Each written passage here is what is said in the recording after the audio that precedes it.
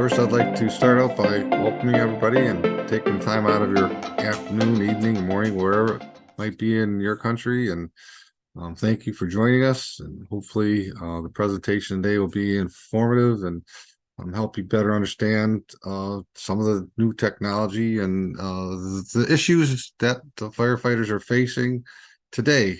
To give you a little of my background, I was originally a career firefighter before retiring back in 2011.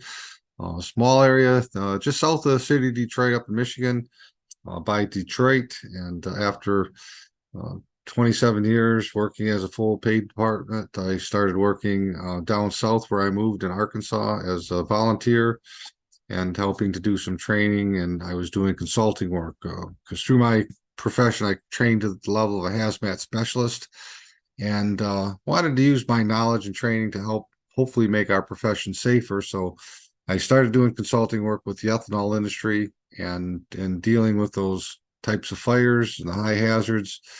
I thought being the 21st century, there had to be a product out on the market that could help make our profession safer. So my search led me to Hazard Control Technologies and the product that we're going to be talking about, F500, Encapsulator agent.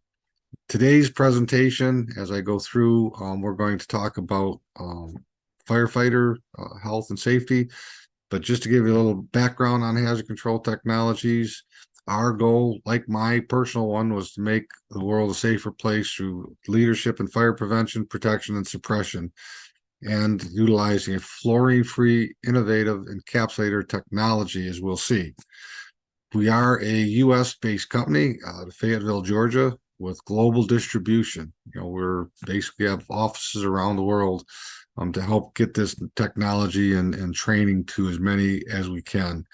The product isn't new. It's been around since 1997. So while we are, and we'll see and talk about some of the new products that are coming to market to try to be able to answer a call, I guess you can say, to provide a fluorine-free product that works to be able to extinguish fires.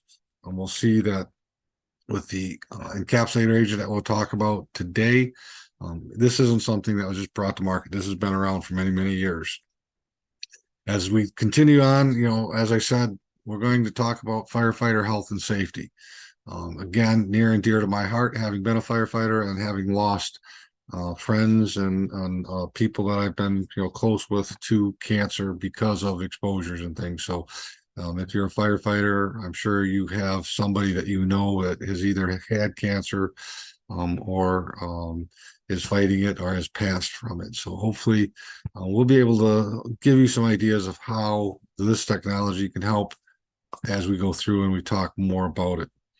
When we look at today's fires, and as I go through, I'm going to show some videos. We're going to talk about it because, again, when I first hired into the fire department, things were so much different.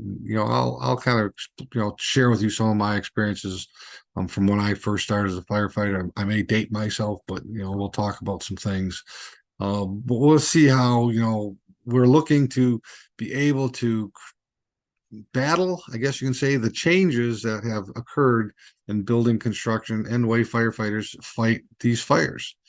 Many times when I do my presentations, I don't play sound with the videos. I like to talk through them, but there's a few in this presentation where I'm going to let the sound play for the simple fact that they have important messages that I hope that can be shared with everybody. But the first thing I wanted to show in this video is, again, it's going to kind of deal with the way things were when I started in the fire department versus today. There were a lot more natural materials in houses, and so when we sat there and we would get a call to a fire at a structure or a house, many times when we would arrive, it was a small fire in a room or contents. It wasn't the entire structure on fire with flames coming out of a window. It was usually somewhat small. However, through the years, we've got it away from a lot of these natural materials, and we're getting into synthetic materials. We're getting into lightweight construction, as we'll talk about as we continue on. But here's just a real quick video that shows the difference of the way fires are today versus the way they used to be. And it's really good because you look at the fire on the left, which is all the natural materials. Look at the flames and how little smoke is being generated. Yeah, look at the right. Look how much black, toxic smoke. And when we sit there, we look at statistics, people dying in our structure fires, how much higher the death rate is in structure fires today than it used to be. And the reason is because of the toxic black smoke. And it's not just killing people in the structures that aren't able to maybe get out or maybe caught unaware that the fires have become trapped, but it also has an effect on the firefighters, because when we go and we start fighting these fires, we're being exposed to these toxins and all of these things. So the one on the left, the natural materials, you'll keep seeing that screen kind of flash, because what they're doing is they're kind of speeding up the process. You'll see, it's up to 16 minutes now. Again, look how little smoke. So when I start talking about the difference between then and now, back when I started, hey, it was the rubber boots and coats, and air packs were, hey, if you were the man, you basically snotted up and you went in there, and hey, if the smoke got too much, air coming out of the hose type of a thing. But today, because of all these black smoke and all the toxins, by all means, we have to wear air packs. We have to keep ourselves safe and help be proactive. And I'm going to use that word quite often as I go through the presentation. I want us to be proactive in how we deal with today's hazards. A study was done, and it's kind of interesting because it talks about benzene concentrations in the blood. And so this was a test that was done, and what they're doing is it's showing, as you look at the right side, the baseline readings, it's showing a civilian smoker. Their average was 5 parts per billion in their bloodstream of the benzene. When you looked at a civilian non-smoker, it was 0.8 parts per billion. But then let's look at that firefighter. Average 20 to 30 parts per billion, because of what we're being exposed to. And then when they sat there and they set a fire and they started having the firefighters go in, the graph that you see over here on the bottom right showing you the attack and search. What happens is, setting up a fire to have firefighters go in and do extinguishment and perform a search and rescue like would be done in a structure fire. It's showing that pre-exposure, that pre-reading, that median was 20 to 30. When they went into the structure and they started attacking the fire, and then they came out, as soon as they came out, we had readings upwards of 40 to 80 parts per billion. And then 1 hour afterwards, it kind of off gas, and we were back down to that medium average. So it's showing that even though we're wearing our air packs, and even though we're sitting there and we're putting our turnout gear on and we're basically sealing ourselves up, we're still, even coming through our turnout gear, we're still getting that exposure to these chemicals and these toxins. And why we see the rates of cancer in the fire service going up. So we're going to talk about many things that we have to worry about, because it's not just the toxins and the carcinogens, but this last year, or I shouldn't even say the last year, the last few years, with the global warming, we're seeing temperatures around the world, average temperatures rising. We're having days that we're in excess of 100 degrees. And you start taking that, and it causes stress, fatigue, wear and tear on firefighters, because we don't, in many cases, just respond to fires. You may be a transporting fire department that has ambulance services, or they may have an auto accident. There may be other things that you respond to through your day as a firefighter, and then all of a sudden you have that call for a fire.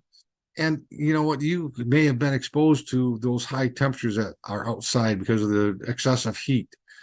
And now you're going and you're fighting a fire. So you may already be under stress, especially if, you just got back to the station from an ambulance call. You're getting ready to sit down. You're trying to get something to drink and rehydrate, come and eat so you can get your strength back up. And all of a sudden the alarms go off and you're out the door to another call. So all of these things are going to have an effect on our bodies and all the things that we're going to experience and feel.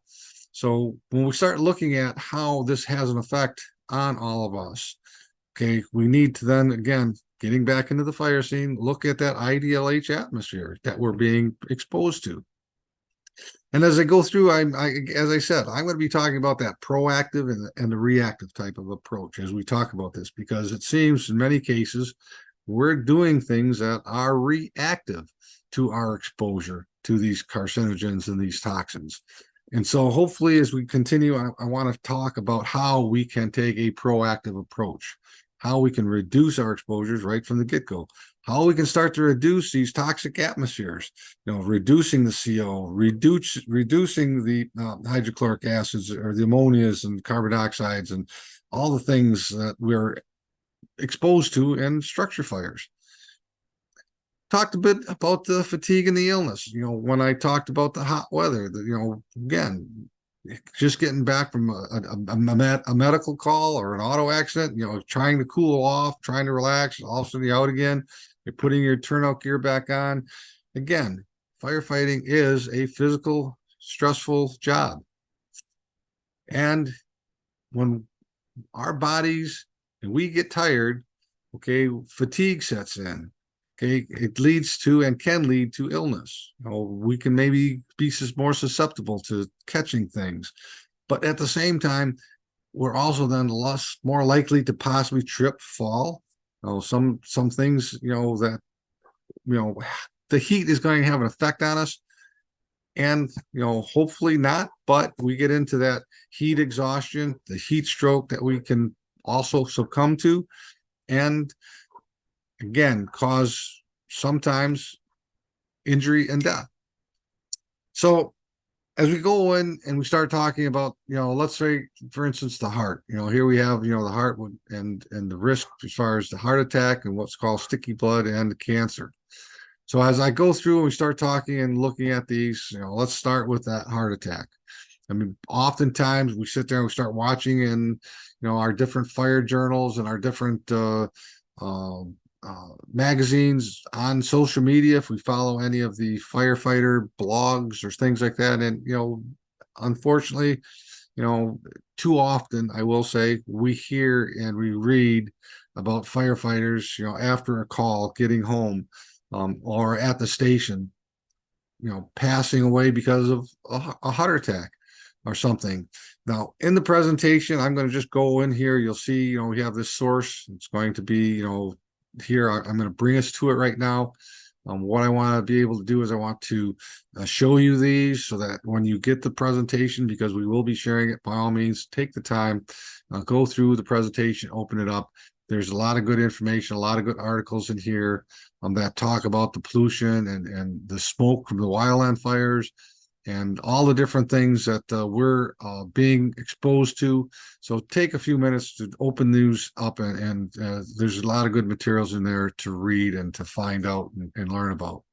Another thing is what's called, that sticky blood, because of our exposures to these smokes and the soot and things. When we sit there and we start inhaling, they're finding out that, they're very, very small particles may be able to cross over into the bloodstream and can cause an inflammatory reaction with the lungs and so on and so forth. And it's been referred to as sticky blood. And again, in here, there's a link that will take you to an article, and it starts talking about the wildland smoke. And, I kind of jokingly this year, because of all the wildland smoke that was basically affecting all parts of the United States, jokingly say, hey, I quit smoking 25 years ago, but this year I took up, a pack and a half day of Canadian wildfires.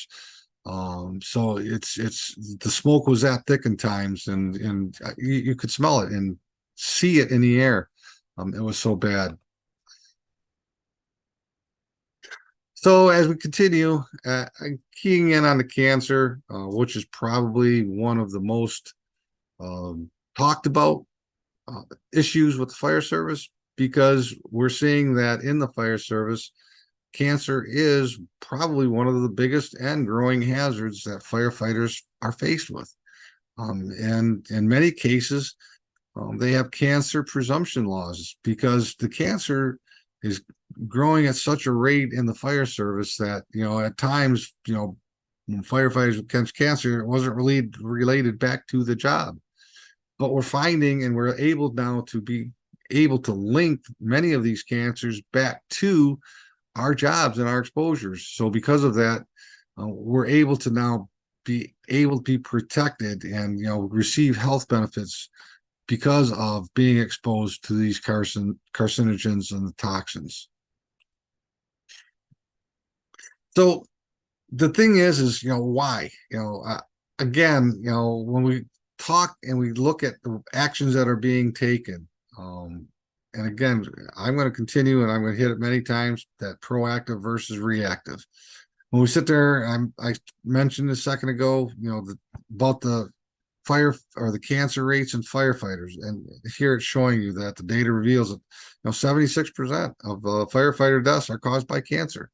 It's a huge issue and problem that is trying to be addressed. We're trying to find solutions for. We're trying to sit there and make things safer. And this is even though we are getting into the positive pressure air packs. We're doing everything we can to seal up ourselves and trying to reduce our exposure, but yet we're still seeing that increase in cancer in the fire service.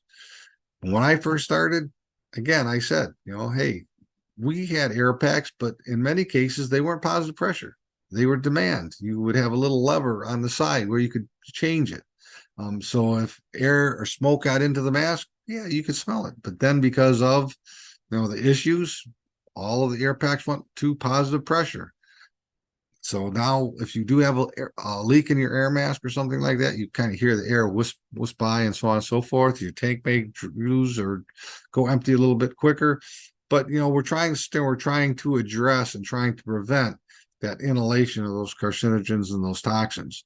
Yet, even though we're getting into and we're trying to protect our lungs, we're finding that we are putting on our turnout gear and we're taking all the steps to try to reduce our exposure. But after a fire, we go back to the station, and even though we've had our hoods on and we've had our turnout gear on, we go back and we still will see our white t-shirts are discolored because of what we've been exposed to, and that has permeated through our turnout gear. We look at some of the large scale fire scenes that we go to where you might be there for hours and hours, and so now all of a sudden you're getting food brought to the scene, or you're getting drinks brought to the scene so you can rehydrate and you can get some nourishment and things like that. Again, you're not able to possibly clean up and wash up the way you should, so we have issues with ingesting and getting those into our system that way. Looking at some of the common types of cancers that are prevalent in the fire service, the brain cancer, the multiple melanomas, the non-Hodgkin lymphomas, leukemias, and all these others. They're all now presumptive cancers that are caused by our exposures to the smoke and the soots that we face in everyday fires. The contaminations. And as I say, why? When we can sit there and we can start looking at technology and we look at how those contaminants are able to get through, how we can possibly look at ways to reduce our exposures. Again, how can we be proactive in reducing our exposure before we start making our entries rather than being reactive? And we'll get into more of that later, but I can't stress enough the two. I've been too long in the fire service, and I know we are a reactive group. We react to things after they've happened, and we need to change that to protect ourselves. This is super invisible powder that's used actually for theft detection and cash, but one of the things we're trying to simulate is pretending that this is black soot, just the same type of soot that comes off combustible or burning materials you would encounter in a fire incident response. The initiative actually came to us from the Palm Beach County Fire Rescue Department. They were very interested in understanding about how what they did for work was impacting their health, specifically how maybe being a firefighter or an EMS responder may increase their risk for cancer. One of the things we were trying to do today is figure out, is there a way we can demonstrate how maybe cancerous materials are transferred from a fire incident response back to the fire station and personal vehicle. And so today was really a teaching exercise and a scientific exercise of trying to see how we demonstrate where soot, represented by this invisible dye, might be transferring from when they go to respond to a fire and come back to the fire station. So the goal today was trying to be able to identify, can we feasibly show how soot is transferred from a fire incident response back to their truck and back to the fire station.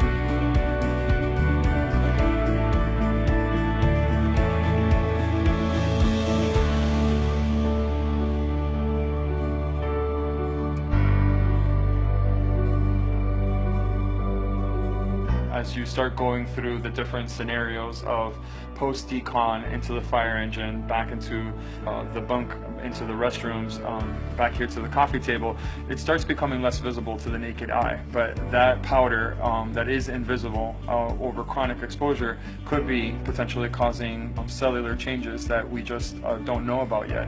And hopefully through some of our studies we can start identifying those changes.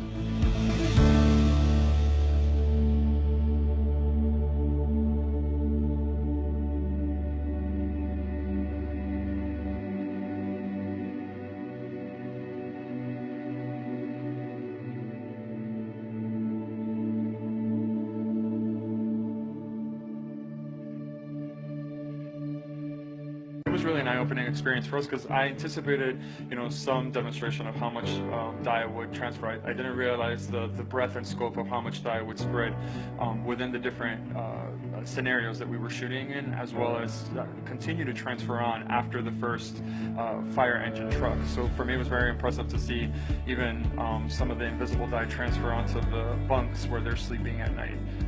Even if it's a smaller quantity, you could imagine that low-dose chronic exposure of this dye might be potentially increasing the risk over time.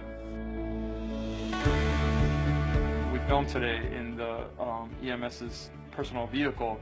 You could easily see even fainter wisps of plume of dye on the ceiling as well as on the seat that were not direct contacts, but were physically visible on it, suggesting that the particulate moves around. So you might not visibly see soot, and in this case we got to see a dye, but that could potentially be increasing your cancer risk. The firefighter works as a fomite and is transferring, carcinogen from where their place of work back to their personal home. So we had an opportunity to have a child with us today to be able to demonstrate maybe what happens in passing some of that soot using a soccer ball. So we were able to have a child play with one of the EMS firefighters with that soccer ball, and we were able to see second-degree transfer of this invisible dye, i.e. the soot, transfer from the EMS to the soccer ball and to the child. One of the activities that I hope arises from this video that we're producing is that firefighters are a little bit more cognizant about how hygiene is a very important aspect, and decontamination is an important aspect of post-incident fire response, because it makes them a little bit more aware of not only of the soot that they bring back into the fire station, but also what they might be taking to their personal homes and sharing with their families through secondary and tertiary contact of this soot on their own person. And I hope that the firefighters see that as a way of creating an opportunity for awareness and discussion of how we improve hygiene and decontamination within the fire service. Okay, so that had a lot of very good information because it talks about, our exposure to the carcinogens, not just at the fire scene, but now our turnout gear. Okay, and we sit there and we bring our turnout gear back to the station.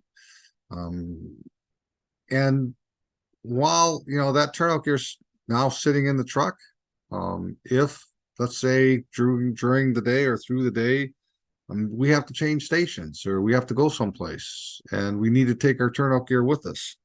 We put that turnout gear into our personal vehicles and we drive, wherever it may be with it, and then we take it out. We've now contaminated our vehicle. And if we put our children into the vehicle or our basically any of our family members, our friends, now we're exposing them to the carcinogens and the toxins that we were exposed to. And it's not just then, it could be days later until that it basically starts to dissipate. Every time we get into the car, we're exposing ourselves. And back at the station, I know, again, early on, hey, your dirty turnout gear was a badge of honor type of a thing. You didn't wash your helmet, you didn't wash your gear. Hey, the dirtier it was, the badder you were type of a thing. And we have to get away from that. And it now gets into this NFPA 18A, which is the standard that talks about cleaning our PPE and being able to reduce those toxins and the soot that are on the equipment and on our personal protective equipment after a fire. So again, this has to do with after the fact, being reactive to our exposure. So as we continue on, we start looking at the 1851 protocols. It talks about a decontamination area, preparing the equipment, entering the area in pairs. You can take turns kind of scrubbing each other and washing each other down, spraying all of the PPE with water, having a scrub brush with some soap and being able to reduce those contamination. And it's showing you can reduce it by up to 85%. And, it's not just yourselves and your personal equipment, but, if you're using axes and you're using pipe poles and any of the tools that you're using on that fire scene, they also need to be deconned. And then once we get done, we look at using the wipes to clean our face and neck and hands, and then putting our gear in plastic bags and bringing it back to the station and not. When we sit there and start looking at, again, how this is being done, those are all reactive. We're taking steps because we've been exposed to those carcinogens and those toxins. So we now want to try to take a reactive approach and reduce what we might be bringing back to the station, or we might be bringing into our personal vehicles or around the station. But when we sit there and start talking, how can we be proactive? What can we do to be proactive in reducing our exposure right from the beginning? And let's see what and how we can work and do this. As we look and we see the way things are going, we're getting into the particulate hoods. We're trying to stop those toxins from being able to get into our neck and head area.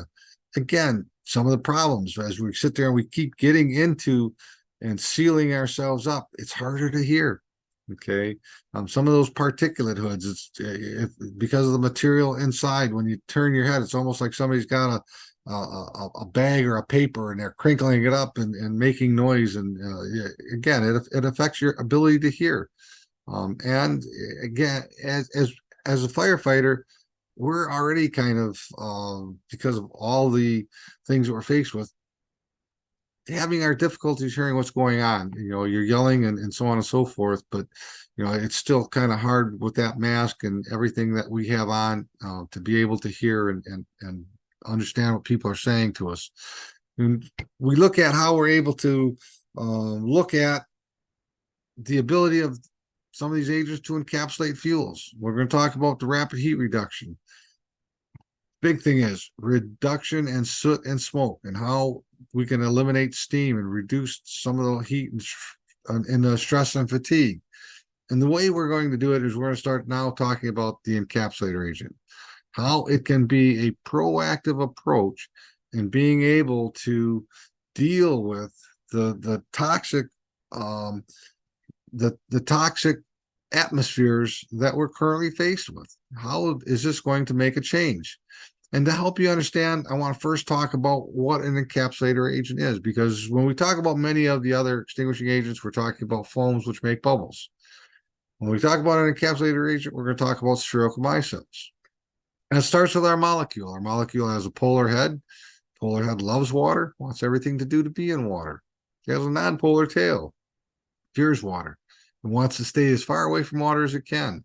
So now when we sit there and we start taking the concentrate, we start introducing it into the water because those tails want nothing to do and want to get as far away from the water as possible. They instantly orient into these spherical micelles. So now, as all of these spherical micelles start flowing through the water stream, as they come out of either a sprinkler head or our fire nozzles, those spherical micelles closest to the surface, they break apart.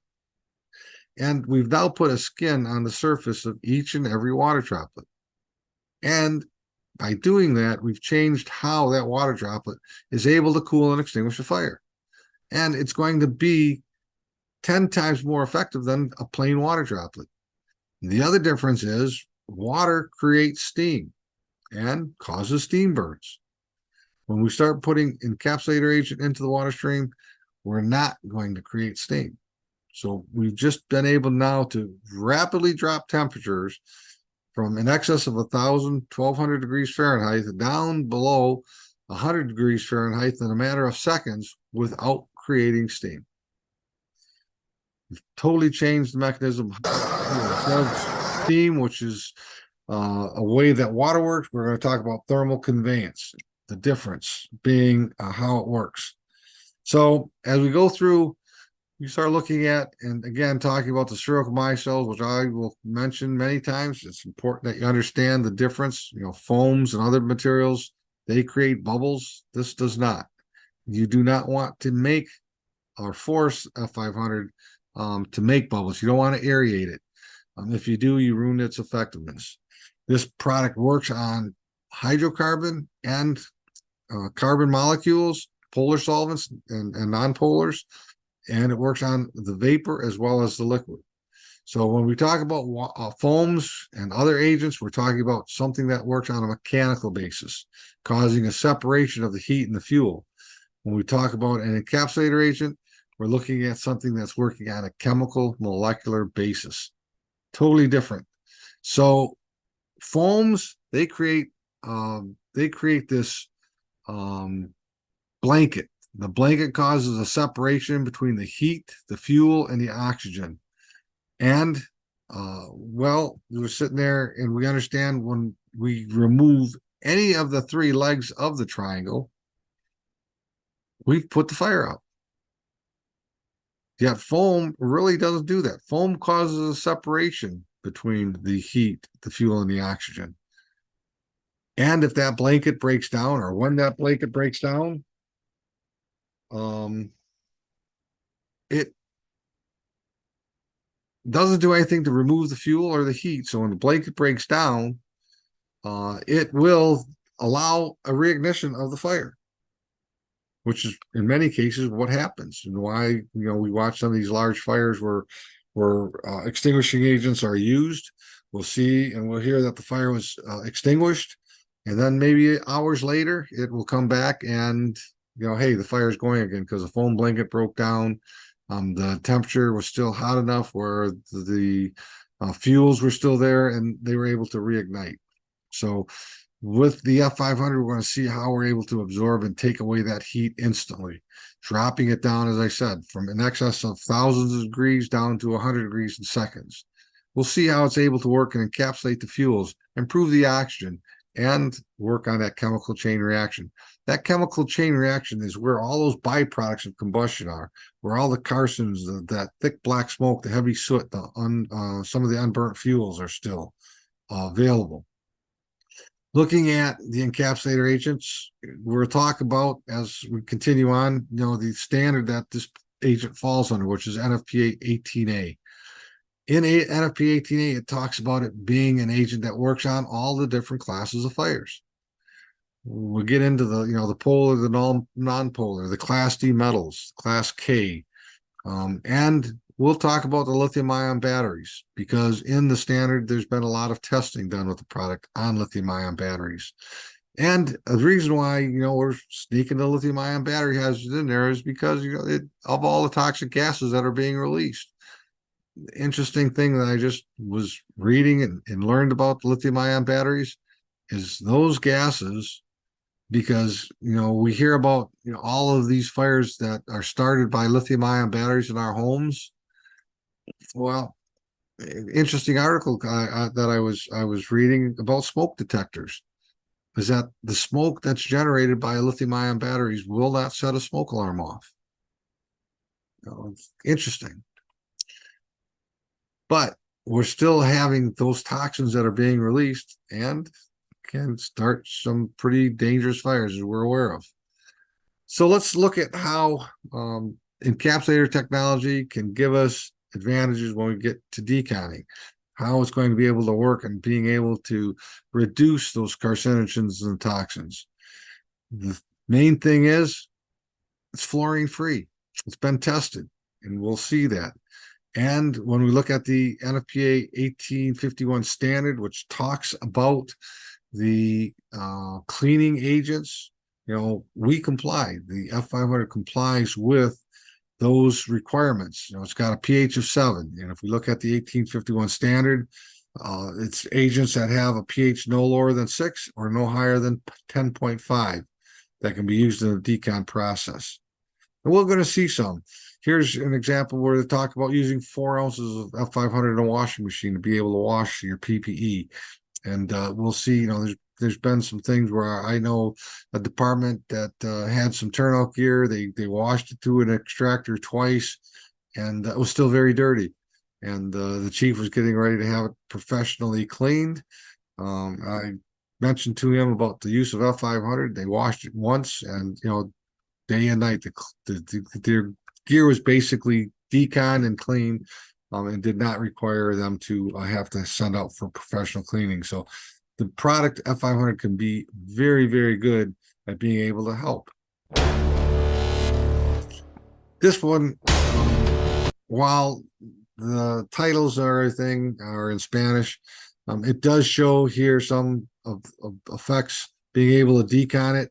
And there's kind of a reason why even though this is in Spanish, kept it in the presentation, because it talks about how easy we can sit there and be able to decon and start washing the gear off. But the reason why I kept it in here is because they're showing us some gear, how badly contaminated the gear was. And they put it into a bag, and here they're using F500 with a TKO nozzle. They're spraying it into the turnout gear. And after they get a little bit of the solution in there, they're letting it set. And as you can see, the F500H kind of, moving around those micelles in the water. You can see them kind of agitating and just mixing without, shaking or anything to it. And then they sit there and they turn the turnout gear. And as I said, it wasn't like it was in a washing machine. It was just sitting there on the ground in this bag. And then they pick up the bag and they show you just how much contaminant was being able to be washed out of the gear just by spraying using the TKO nozzle to spray the solution onto that dirty gear. So it made a huge difference in the amount that was there. This video comes to us from HCT. Hi, Cindy L from the Firefighter Cancer Foundation, and this is an amazing opportunity to not only learn through burning and real-life fire training, but also learning ways to reduce exposures to cancer and what causes cancer. It's interesting because we are learning and viewing a variety of products around the world. We just witnessed the product F500. Interesting thing that occurred is something that we don't think about. If the product is applied ahead of time to the cock loft and the ceiling space of the building, when that fire starts, the seat of the fire burns up, that heat causes the air and the moisture to condense. The F500 activated, it encapsulated, and it actually put the fire out. The firefighters were pretty disappointed because they didn't get to fight the fire as long as they were hoping to. The good news is they weren't exposed to the cancer-causing products that we want to change. We walked in afterwards, and it was a different taste, a different smell, and a different feel to the air in the building, and the air was actually totally clear following. So as we continue to look at these products moving forward in the future, we're excited to learn more about ways that we can reduce exposures for our firefighters around the world and be smarter about how we're fighting fire and not getting sick. A lot of good things she says. She talks about, being smarter how we fight fires. she talked about how when the F500 was used, that some of that burn back resistance, some of the benefit, how, it extinguished the fire before, the firefighters were able to really get in there and do much, put it out faster. Again, if we're putting the fires out faster and more effectively, what do you think that's doing as far as our stress and fatigue? Okay, we're able to be more effective. We're going to continue to see how we're going to have an effect on the black smoke. But one of the other big key things she talked about was after the fire was out, the difference. You didn't have that smoky, sooty, charred smell. It was a clean smell, totally different, because we've encapsulated, we've stopped, and we're reducing those toxins that we're normally being exposed to when we're doing our overhaul. When we talk about those foams again, here it is right here. I mentioned it, working on that mechanical. It's actually keeping all that heat, all those carcinogens and everything suppressed under the vapors. But once that foam blanket breaks down, okay, it's coming back. As long as we haven't been able to cool and get things down. So we need to continually be able to reapply that blanket until we're absolutely sure that we've got things down below the auto ignition temperature. The encapsulator agents, though, because they work so much differently, we're able to take a water droplet that was at one point, maybe 3 to 5% of a water droplet is used to extinguish the fire. The rest of it just runs off. That's why when we sit there and we look at water being used on a car fire, just a regular, car fire, as an example, we're looking at 500, 800, 1,000 gallons of water, and the majority of the water is running down the roadway. But when we sit there and start looking at using encapsulator agent, and because we've changed that mechanism of cooling, instead of now only being 3 to 5% effective as far as its extinguishing ability, with the addition of F500, we're now about 90 to 95% effective. So we've totally changed the amount of heat and the amount of extinguishing ability of a water droplet when we start adding F500 into that water stream. And it makes a totally different ability to be able to deal with it. As I said, this is under an NFPA standard. It's under NFPA 18A. And when we go into the standard, a lot of good information that we can learn about the product. But the big thing is in section 7.7. This is what is called the spherical micelle stability test. And it tests the ability of a spherical micelle to be able to encapsulate a combustible or flammable liquid and rendering them non-flammable, non-ignitable. This is an example. This isn't the actual test. This is just an example of the test, where what we're doing is we're taking a gallon of gasoline. We'll take 16 ounces of the concentrate, and we'll pour the concentrate into the pan. And then what we'll do next is we're going to add water. The water, when we add it, that splashing in is going to be kinetic energy. And there's a formula that's showed on the side there. It's at 1:840. So it's 1 part of F500, 8 parts of fuel, 40 parts of water. In this particular demonstration that we're doing here, we're not measuring out 5 gallons of water. We're just, splashing some water in. My estimate is probably closer to maybe 8 gallons of water that are in the pan. Once we get that solution made, it's allowed to set for 1 minute, because there could be some minor little frothing that occurs. It's not going to make a bubble or blanket. It's just some minor bubbles. So we pass the torch across the entire surface of the pan, and it could be no flames. Then the pan sits for 2 hours. And after 2 hours, the torch will be passed across the entire surface of the pan, and there could be no visible flames. But here we're going to take that encapsulated gasoline, and we're going to go and throw it on some burning tires, and you'll see the ability of the solution to be able to extinguish that fire. The ability of that solution to cool and extinguish is still there, even though we've encapsulated the gasoline. The gasoline is encapsulated inside of the water droplets. So as it evaporates away, it's going to take the gas with it. But as you can see here, its ability to cool and extinguish is still there. That rapid heat reduction, you saw it. when we put the encapsulated gasoline on the tires. We watch videos, white smoke when you watch videos. That is not steam. It's been described as being no hotter than a shower. So even though you're seeing a lot of heavy white mist coming off, it's not steam. It's going to change the way we do. And we're able to extinguish these fires without creating steam, because what we're doing is, instead of using steam, we're using what's called thermal conveyance. And to give you an idea of how that thermal conveyance works, here's again that cutaway version of the water droplet. And you'll see inside the water droplet, there are still millions of spherical micelles inside. Now, as that water droplet starts getting closer to heat, what happens is those tails that are sticking out on the surface of the water droplet, they act like a heat sink, and they will drive the heat inside of this water droplet. All of the spherical micelles that are inside the water droplet, they're rapidly going to absorb the heat and then slowly release it into the water that surrounds them. And through the process of releasing that into the water, that water never hits 212 degrees. So there's no steam. So you'll see as we go through and watch, the videos, and if you've watched them, you'll see just how you are able to extinguish and how much of an effect you're able to have. This is a lithium-ion battery test provided. Here's showing us a lithium-ion battery. And as I said, when we are dealing with the lithium-ion batteries, and they start to burn, you'll see just how violently.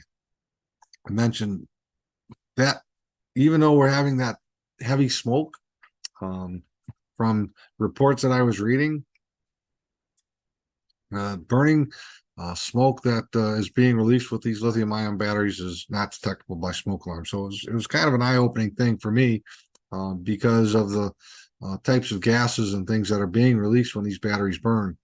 But we can see just how violently they burn. And we look at how we're able to work with these batteries and deal with them. Again, quickly extinguished with the F500. That white mist you're seeing coming off of there is not steam.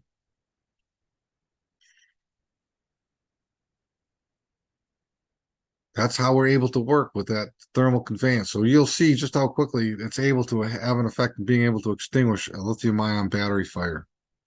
Reducing, the toxins in the smoke that is released when these batteries burn.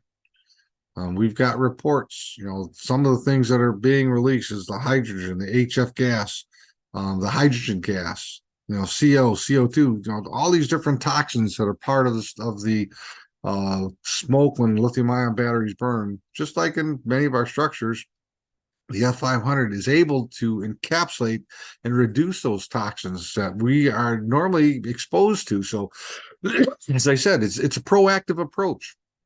If we can sit there and we can start hitting and using this as we're making our entry into a structure to reduce our exposures, we're going to help reduce our exposure to the carcinogens and the cancer. Now, here's an example of a Class A fire, where what we're doing is we're starting some pallets on fire. We're going to let them burn. We'll see, we're getting temperatures that, are rising up. We'll see the burn back resistance, because the pallets that are on the left have been pre-treated with, I think, about 0.5% of F500. And we have a lot of heat. We have a lot of flame impingement, but yet you'll see the pellets are not catching on fire. That burn back resistance is pretty effective. Now we're going to sit there and continue to allow that heat to burn and be present. We're up, as you show, about 1,200 degrees, and pallets still. Well, it's been a while. I'm speeding through this a little bit, showing you that hey, those pallets have been exposed to a bunch of heat for a period of time. The burn back resistance that's being presented by the F500, the treatment that was given to those pallets, is being very effective and preventing those fires from just being able to start catching on fire. So now we're going through, we're extinguishing. You'll see that white mist that's coming off. Again, that is not steam. So what was at one point just a few seconds ago up over 1,100 degrees is now about 112 degrees. We've dropped the temperatures that greatly. You see Ron here, my counterpart, taking a bare hand, putting it on top. We've been able to cool it down to that point where what was burning just a second ago at 1100 degrees, you're now touching with a bare hand. Great reduction in the amount of heat, the toxins that you'd normally be exposed to. So we're going to get into and talk a little bit more about that free radical interruption, those where all those carcinogens are, and some of the studies that are on or available. We'd be more than happy to share with you. And let's just see how F500 encapsulator agent is able to have an effect on our exposure by being able to reduce those carcinogens and the toxins that we're normally exposed to when we sit there and we deal with a structure fire. And let's look at some reports. One of them comes to us, and it comes to us from Laval Fire Department up in Canada, and they, in conjunction with the University of Ottawa, because of having lost one of their brothers to cancer, they decided that they were going to hopefully find and look for a solution to be able to deal with being proactive, reducing firefighters' exposure to those carcinogens. So they were familiar with some studies and some reports that about F500, and so they set off to do some of their own testing. So they set and they had a committee. It was 30 firefighters. They got a structure, and they sectioned the structure out so that they could do 4 interior burns. They would replace their hoods after each fire and put on a brand new, fresh, clean hood. And when they would exit the building after the extinguishment, they would put their hoods inside of a bag and gave it to a representative from the University of Ottawa. So there's a chain of custody. And then these were tested for all of the different carcinogens and toxins that firefighters are exposed to. Now, this is a video that was shot from just one of the fires, and I like to show this one for multiple reasons. I'm one that I understand, why and the need for ventilation. And you'll see here what they're doing is they're spraying down the eaves of the building. We just saw how when we used the F500 on those pallets, they were able to take some of that flame impingement for a period of time without catching on fire. And, that's pretty much what they're trying to do here with the overhang, the eaves there. Because you'll see here in just a few minutes, we've got a fire that's growing inside of this room. And we already start seeing the smoke coming out of the window. We're starting to see as the fire grows, the smoke is going to get a little thicker. And when I started talking, I was saying, the need and what do we do to help when we get a call that there's possibly victims inside of a structure? We need to do search and rescue. Well, we understand that we need to improve our visibility. We want to get rid of the heat. We want to make conditions better for any occupants that might be inside, and we want to make conditions better for the firefighters. So we put people up on the roofs. Let's look at this particular structure.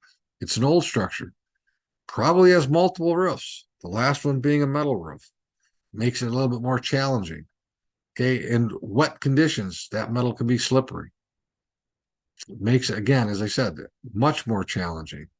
So we're trying to ventilate so we can do 2 things: get rid of the heat, get rid of the smoke, improve our visibility.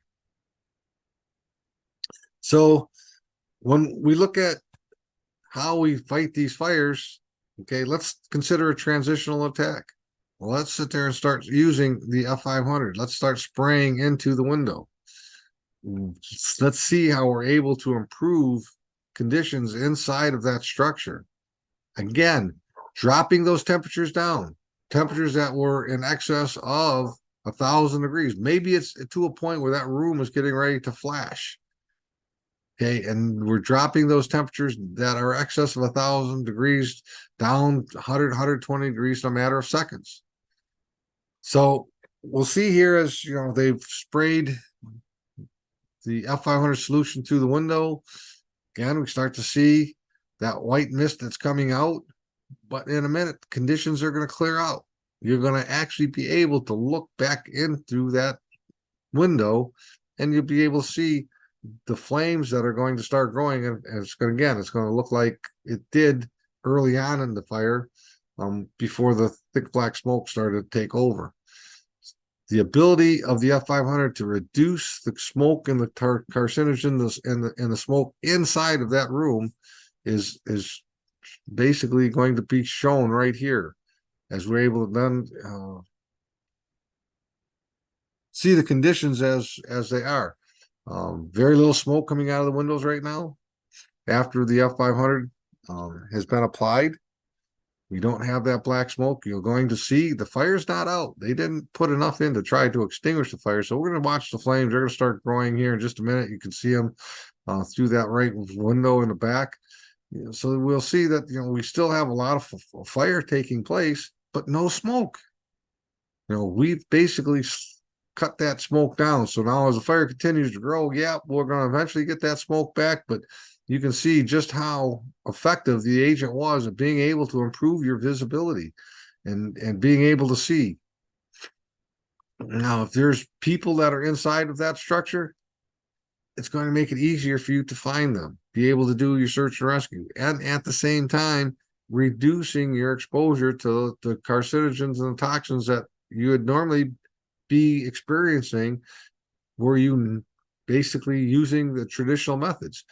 Going in and doing your search and rescue while the ventilation crew is getting up on the roof to cut a hole and try to let some of that heat and some of that smoke out. So there, again, the 30 firefighters that were part of this test, okay, because of all of the things that they were able to see, witness, and experience, all 30 of these firefighters all agreed that moving forward, the Laval Fire Department should be using F500 on all of the fires to help reduce their exposure to carcinogens and cancer and help prevent cancer in the fire service. And again, when you get your copy of this report, it will be part of the Laval report. Should be part of the email you get. But take the time, please. Go through, here's the report, look at it. It's going to talk about the fires, all 4 of the fires, the evolutions that they took, and their experiences. And it's going to talk about that rapid reduction in the temperatures, improved visibility. It's all in this report. All the things that we've been talking and telling people about how this agent is able to work. Their report, again, independent report. HCT did not have any part of that report. It was all done by Laval. They were nice enough to share this because, again, they're not only worried about fire cancer in their department, but they're hoping to reduce cancer in the fire service as well. So they're hoping that people will take this report and utilize it and use it to help their departments reduce their exposures to carcinogens as well. So we'll see here all the different things. Again, we'll have the University of Ottawa report in there. That's going to show all of the different reductions. And you'll see here on this, report right here where it talks about how much percentage wise. And we'll see it's anywhere from a 60 to a 90% reduction in those carcinogens and the toxins that we're normally being exposed to. So it can have a huge effect. The Clemson report, which was the original one, and that's the report that the Laval Fire Department was familiar with. They were aware that we had this available, but the problem with it is it was done with a fuel source, which was toluene. But in this report, it talks about the ability of F500 to decrease the amount of the carcinogens and the toxic in the smoke by 98.6%. It's a huge reduction when you sit there and you start looking at all the hazards that are part of toluene. Okay, again, it's a hydrocarbon. It's burns black. It's nasty. But yet, when we utilized it through the smoke column, we increased the visibility by 68%. The soot was reduced by 97%, but that toxicity of that soot and smoke, 98.6%. Huge reduction to what firefighters would be normally exposed to. And as we look at the conclusion in the Clemson report, it talks about, maybe how and what's taking place. It's talking about, the vapor phase reduction experiment, talking about the interruption of the vapor phase combustion, possibly inhibiting the radical coalescence in the soot particles. So we're interfering with the process where that black smoke is joining and forming those carcinogens. We're having an effect. We're stopping those carcinogens from being able to form. And, excerpt number 2, we're talking again, that toluene. The fire extinguished by the F500 produced the smoke and combustion byproducts were 98% less toxic than compounds released from untreated fires. What can we say? I can't stress it enough. Why continue to be reactive? Why do we continue to take steps that are after we've been exposed, when we can now sit there and start putting something into the water stream that's going to reduce our exposure and be a proactive approach to what we're being exposed to? The other benefit is it's eco-friendly. Okay, it is not, something that we have to have professionally cleaned up. Calling an environmental contractor. It is biodegradable. It's fluorine-free. It's non-corrosive, and it has gone rigorous testing, the EPA 537.1 standard, to test for 25 different fluorinated ingredients. The results are there were none detectable of those 25. In fact, in Arizona, they are doing a buyback program. They're trying to eliminate the fluorinated foams in their state. So they polled the fire departments and they asked them if they were to do a buyback, what they want the foam replaced with. And the departments all agreed they wanted it replaced with F500. So for that reason, in Arizona, they've started into this buyback program where what we're doing is, we're replacing the different foams with the F500 encapsulator agent. And again, it was approved by their Department of Environmental Quality. We look at the EPA in their national contingency plan. When it gets into doing surface washing, we'll see that we are on the EPA's national contingency plan for that use. We've been approved. Encapsulation, we talked about, we mentioned the ability to encapsulate those flammable liquids, those vapors, rendering them non-flammable. I've talked about that heat reduction, 1200 plus degrees down to 100 degrees in seconds, being able to absorb that without creating the steam. Okay, we talked about burn back resistance and how we're able to have that effect and being able to absorb those carcinogens and the soot and the toxins while we improve the visibility. And best of all, fluorine-free, non-corrosive. I know many places we have issues with how are we going to pay for it? I know cost recovery is a huge issue. And, trying to add things to the water is a burden. So, there's groups out there, the CF Recovery. We work with the EF Recovery. They're a great way here in the United States that fire departments and people can work with to help recover funds and to be able to replace your F500 when you use it.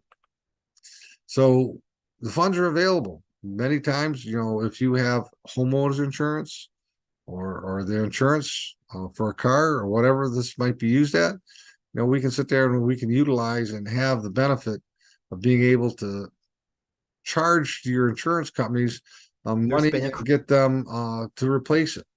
So what I'd like to do is I'd like to conclude this, and let's do a real quick review of all that we covered. I think I mentioned it enough, and I can't stress it. I guess you can say enough. I've said it multiple times, and I'll anytime I see you, I'll say it more. We need to, as a group stop to be reactive. We need to take a proactive approach in protecting ourselves. Now, people aren't going to do it for us. We need to take the steps and be proactive in saying, hey, we want to protect ourselves. And it's not just going to be yourselves. You're protecting your community. Because when we sit there and start looking at some of our larger fires, what happens when we do have a large fire? In many cases, if it's going to be something that's ongoing, it's going to cause a downwind evacuation. If we can have something that can reduce the carcinogens and the soot, the smoke, that can have a better effect on being able to extinguish the fire, chances are we're going to have that fire under control and possibly even out before the community was even aware that there was a fire. It can change the way we are able to extinguish some of these difficult fires and reduce our exposures. Summary, we talked about, the NFPA 18A, that's section 7. I didn't mention very much, but, hey, we talked about the lithium ion batteries. And if we go into NFPA 18A and Annex 4.3, it talks about all the extensive testing that's been done with this agent on lithium ion batteries. All independent third-party testing, okay, done by various groups, TU Claustel, Kiwa, Bosch. Again, the list is extensive and it continues to grow. Testing, while it appears here in the United States, it's very, very slow. Other parts of the world, they're looking for solutions, and the testing is just going rampant, trying to find solutions and dealing with the new hazards. And here in the United States, we're kind of falling down. We're not keeping up with the rest of the world when it comes to testing and trying to find ways to extinguish some of these difficult fires we're faced with. We look at in NFPA 18A Chapter 9, it talks about Class D metals, being able to use a water additive to work on extinguishing Class D metal. And if it's like you use water on a Class D metal, you're going to have a huge explosion. You're going to see metal flying all over because of the explosive atmosphere that you create. And best of all, we'll see that, and we've talked about the fluorine-free, biodegradable, non-corrosive abilities of this agent and all of its features. So I hope as you watch this presentation, we've given you some ideas on how you can become and able to better protect yourselves and being able to provide a solution to reduce your exposures. And many people, because of their ISO rating, it's important. I mean, it affects your community's insurance rates. So when we look at that, many ask the question, is F500 accepted? And the answer is yes. While the insurance and the ISO requires, your foam to be on the vehicle, F500 is an acceptable replacement for. And if you need paperwork or anything, we'll be more than happy to share that with you. Again, works on all the different classes of fires. One agent, all the different classes. So we can see all the different benefits. We've mentioned throughout the presentation that encapsulation with the long back burn back resistance, that cooling, reduction in carcinogens, and all the things that it's able to do and how we're able to reduce our exposures. So with that, I'm going to open up and see if there are any questions that we can begin to answer. And some of the things that I want to bring up too, because again, having been a firefighter, this is oh so true. Firemen hate two things: change and the way things are. We are not ones to change, but we need to, okay, because we're losing too many firefighters to cancer. So we need to stop, and we need to start looking at changing the way we do things. So with that, here's a way you can contact us for more information. Well, I want to thank everybody again for joining us. It's been, as always, a pleasure. Wherever time of day it might be, I understand that. Appreciate you taking the time out. And as Heather said, please, if there are any questions that you have or think of afterwards, I put the contact information out again, info@hct-world.com. Feel free to send questions that you might have, and we'll be more than happy to get them answered. If there's training that you would like for your department or more information, please let us know, and we'll get you in contact with your distributor, your HCT contact person. We can work with you to get some training for you or whatever you might need. But we're here, and our goal is, again, to make our profession safer. So with that, again, thank you. Have a great day.